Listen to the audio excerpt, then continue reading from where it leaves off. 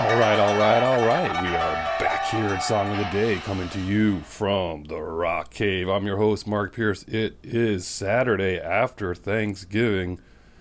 Hope you're all doing well today. What are we serving up today on a platter of rock and roll? We've got some leftover meatloaf for you today. Perfect to just warm up and nom nom nom nom nom. Love me some meatloaf. How about you?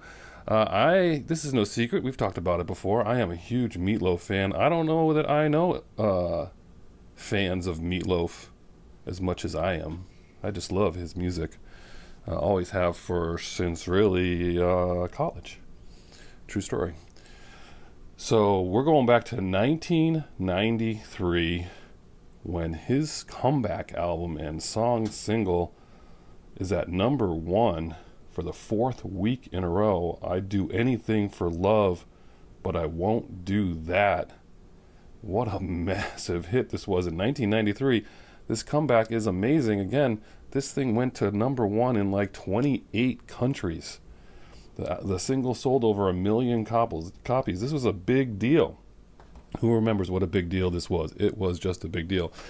We've got the poster here in the cave of that album right there, a promotional poster. There you go. Just realized that. So let's see. I'm not going to do too much of the history of Meat Loaf, but you just got to remember that Jim Steinman was the one who wrote so many of these songs.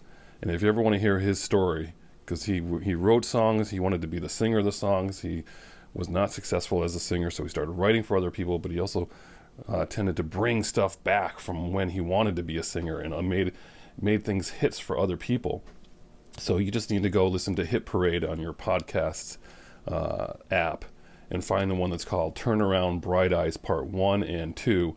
And this just melts and merges Jim Steinman's records, and it's Meat Loaf and Bonnie Tyler and Air Supply, and you don't know how those are related until he just puts it all together for you, and it's insane. It's insane. So check that out. If you listen to everything else, you've watched everything else, listen to that Hit Parade. You won't regret it. It's amazing. They do the audio, everything.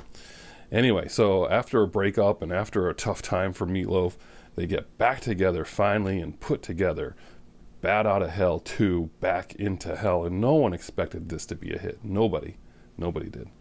But this ended up winning a Grammy for Best Rock Performance Solo, and it was the best-selling single of all of 1993.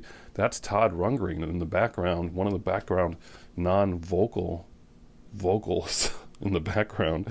The song is 12 minutes long. All these things are signature Jim Steinman moves. A 12-minute song, a hugely long title, ambiguity, but not ambiguity in the meaning of the song. They had to cut, the label wanted them to cut it down. He's like, I'm not cutting it down. He cut it down to 7:38. That's the best he could, or the video is 7:38.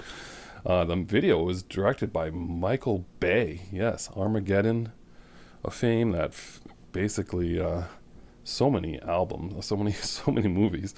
I need another cup of coffee. So many movies. Michael Bay, Bad Boys. I mean, all these ones. Anyway, and who was considered for that so important female vocal? Cher, Melissa Etheridge, Bonnie Tyler again.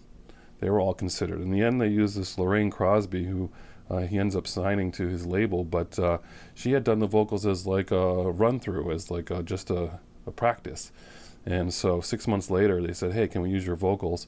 And so because it was a run-through, she didn't get any of the royalties for that song, which kind of sucks. But hopefully Meat Loaf and Jim wrote her a nice big check after the fact. At least they should have. But this song and this whole record, I mean, obviously I'm a fan of this record, but you obviously have to like his operatic voice and just the bigness of the songs.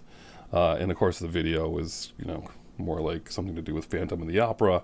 But this is a great song. I just love this music. And so what's not to like, right? I would do anything for love, but I won't do that. They claim that it answers all the questions right there in the lyrics. She says what she says, and he says, no, I won't do that. And that there's nothing bigger than what you hear right there in the song. So that is your song of the day. serving up some Meat Loaf. Are you fans of Meat Loaf out there? Give this one a listen and see what you think.